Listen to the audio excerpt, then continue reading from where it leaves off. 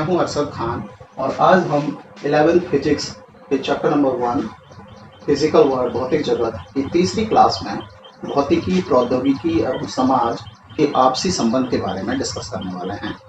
तो हम जानते हैं कि आवश्यकता ही आविष्कार की जननी होती है और जैसे जैसे मानव को आवश्यकताएं बढ़ती गई, विज्ञान में नए नए आविष्कार हुए, नई नई खोज हुई, जिसकी बदौलत आज हमारा जीवन हमारे पूर्वजों की तुलना में अधिक आरामदायक है। इन विज्ञान की खोजों में विज्ञान की सभी शाखाओं का अपना अपना अलग अलग योगदान है, लेकिन आज हम यहाँ भौतिक विज्ञान के योगदान की बात करने वाले हैं। भौतिक विज्ञान की एक वृहद और महत्वपूर्ण शाखा है जिसमें बहुत सारे आविष्कार हुए हैं जिससे हमारे समाज को सुदृढ़ता मिली है। इनमें से कुछ सिद्धांतों और उनके आधार पर विकसित हुई तकनीकियों के बारे में हम विश्लेषण करेंगे ताकि हमारा टॉपिक बहुत ज़्यादा लेंदी ना बने और इजीली हमें हमारा कॉन्सेप्ट समझ आए। थ्योरेटिकल टॉपिक है, समझने का प्रयास करते हैं। तो पहला उदाहरण है कि ऊष्मागतिकी के नियमों और सिद्धांतों के आधार पर भाप इंजन का आविष्कार हुआ।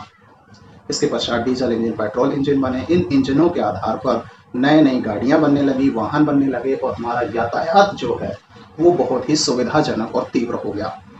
जबकि ऐसी मान्यताएं हैं कि हमारे पूर्वज जो है वो अधिकांश यात्राएं पैदल ही किया करते थे। उसके बाद धीरे धीरे पशुओं के ऊपर बैठकर, जैसे घोड़े के ऊपर सवारी करना, ऊँट के ऊपर सवारी करना, घोड़े गाड़ी विकसित हुई, ऊँट गाड़ी विकसित हुई।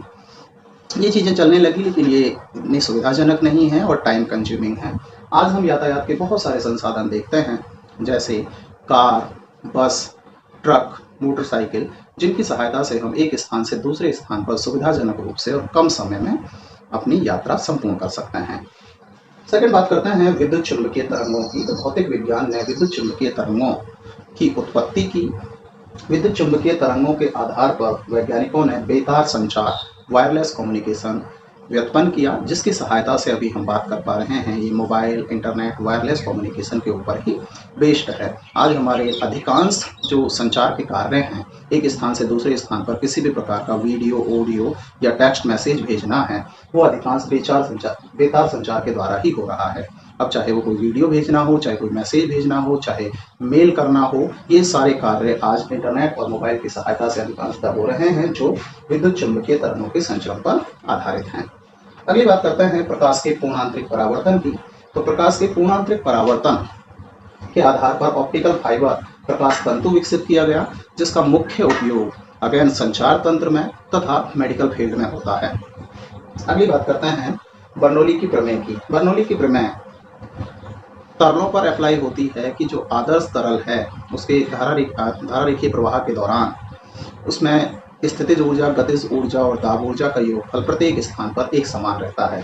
इसके आधार पर, इस प्रमेय के सिद्धांत के आधार पर ही हमारे वायुयान का विकास हुआ है। वायुयान की जो उड़ान है वो बर्नौली के सिद्धांत पर आधारित है और आप जानते हैं कि वायुयान के द्वारा हम लंबी दूरियों को भी सुविधाजनक रूप से बहुत कम समय में संपूर्ण कर सकते हैं।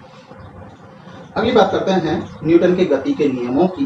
तो जो रॉकेट नोदन है, रॉकेट की गति है कि उससे गैसें नीचे की ओर निकलेंगी, उसकी प्रतिक्रिया के फलस्वरूप रॉकेट ऊपर की ओर गति करेगा, इसे रॉकेट नोदन कहते हैं। और रॉकेट नोदन जो है, इसकी सहायता से हमारी अंतरिक्ष की अधिकांश खोजें होती हैं। अंतरिक्ष में जो खोज करने के लिए जाते हैं वो रॉकेट के द्वारा ही यात्रा करते हैं और ये रॉकेट नोदन जो है वो आधारित है न्यूटन के गति के नियमों पर। अगली बात करते हैं माइकल फैराडे के विद्युत चुंबकीय प्रेरण के नियमों की। तो माइकल फैराडे के विद्युत चुंबकीय प्रेरणों के नियमों के आधार पर विद्युत जनित्र, इलेक्ट्रिक जनरेटर निर्मित किए गए।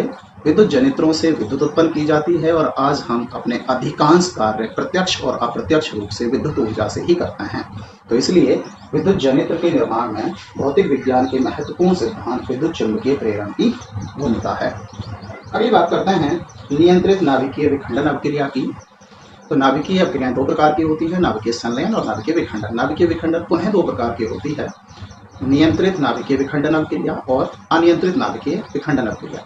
नियंत्रित नाभिकीय विखंडन अभिक्रिया में जो नाभिक से अत्यधिक परिमाण की मेगा इलेक्ट्रॉन वोल्ट की कोटि की ऊर्जा उत्पन्न होती है, उस ऊर्जा को सार्थक रूप में कार्य के लिए, उपयोग के लिए हम परमाणु भट्टी या नाभिकीय भट्टी का उपयोग करते हैं, जो किस पर आधारित है?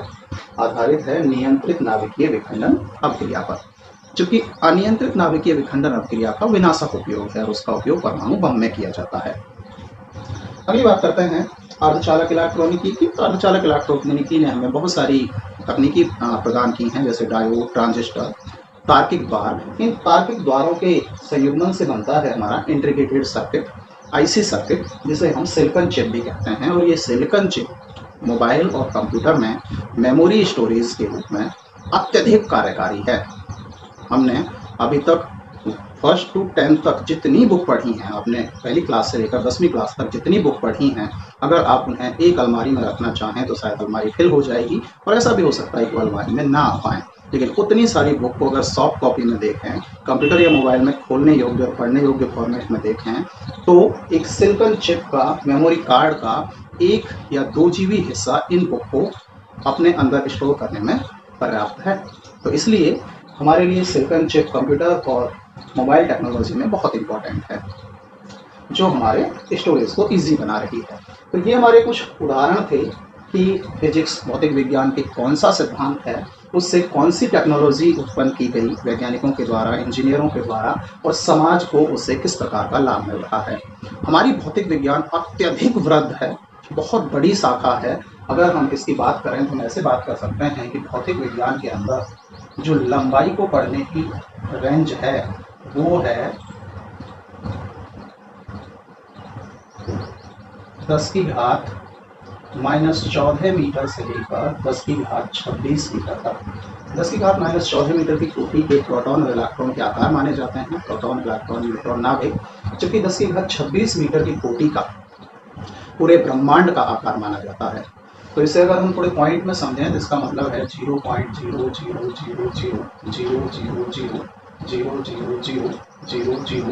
1 2 3 4 5 6 7 8 9 10 11 12 13 1 इतने मीटर, इतनी सूक्ष्म से लेकर 10⁻26 1 2 3 4 5 6 7 8 9 10 11 12 13 कंटिन्यू में 14 15 16 17 18 19 20 21 22 23 24 25 और 26, एक के पीछे 26 जीरो, इतने मीटर दूरी तक को हम भौतिक विज्ञान के अंदर पढ़ते हैं। ठीक, अगर इसी तरह से हम समय के अध्ययन की रेंज की बात करें तो इस दूरी को प्रकाश द्वारा तय करने में लगने वाला जो समय है वो होता है लगभग 10⁻22 सेकेंड से लेकर इस अत्यधिक बड़ी दूरी को तय करने में जो प्रकाश द्वारा लगने वाला समय है वो है लगभग 10⁻18 सेकेंड तक के समयों की परास का हम भौतिक विज्ञान के अंदर अध्ययन करते हैं। ठीक इसी तरह से अगर हम द्रव्यमान की बात करें तो भौतिक विज्ञान में 10⁻30-31 किलोग्राम से लेकर 10⁻55 किलोग्राम तक के द्रव्यमानों का अध्ययन किया जाता है। 10⁻31 की कोटि का इलेक्ट्रॉन का द्रव्यमान होता है 9.1 × 10⁻31 किलोग्राम, और 10⁻55 किलोग्राम की कोटि का संपूर्ण ब्रह्मांड का द्रव्यमान माना जाता है। इन सब का अध्ययन हम भौतिक विज्ञान के अंदर करते हैं। तो हम अंदाजा लगा सकते हैं कि भौतिक विज्ञान कितनी वृहद सब्जेक्ट है, शाखा है विज्ञान की। इसने बहुत सारी तकनीकी विकसित की हैं। आज सुई से लेकर हवाई जहाज तक का जो निर्माण है वो तकनीकियों पर आधारित है, और उसके लिए हमारी भौतिक विज्ञान का बहुत बड़ा योगदान है। इस योगदान को समझने के लिए ही हमारा ये टॉपिक था कि भौतिकी, प्रौद्योगिकी और समाज। तो ये टॉपिक क्या बताता है कि भौतिक विज्ञान ने कौन से नियम या सिद्धांत दिए, उसकी सहायता से वैज्ञानिकों और इंजीनियरों ने कौन सी तकनीकी विकसित की, और समाज को उससे किस प्रकार सहायता मिल रही है। उम्मीद करते हैं कि आपको ये टॉपिक समझ आया होगा। धन्यवाद। अगर आपको वीडियो पसंद आया हो तो इसे लाइक कीजिए, अपने दोस्तों के साथ इसे शेयर कीजिए। FMC फिजिक्स क्लासेस चैनल को सब्सक्राइब कीजिए ताकि आप इसी प्रकार के अन्य वीडियो इस चैनल पर देख सकें। बेल आइकन दबाइए ताकि नए वीडियो का नोटिफिकेशन आपको सबसे पहले मिल सके। धन्यवाद।